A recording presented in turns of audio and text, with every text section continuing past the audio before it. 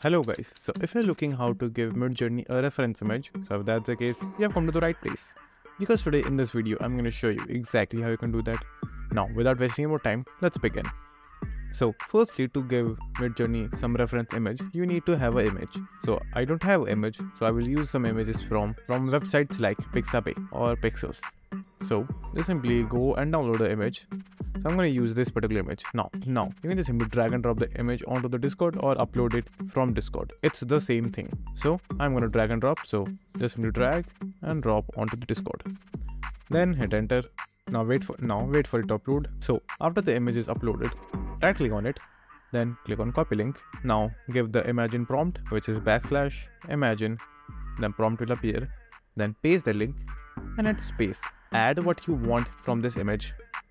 So for me, it's on a jet ski in an ocean, or on top of a cliff, something like that. So as you can see, I gave two prompts: in a jet ski, on top of a cliff. Now let's wait for the image to generate. So as you can see, both of the results came back and they're looking pretty good as well.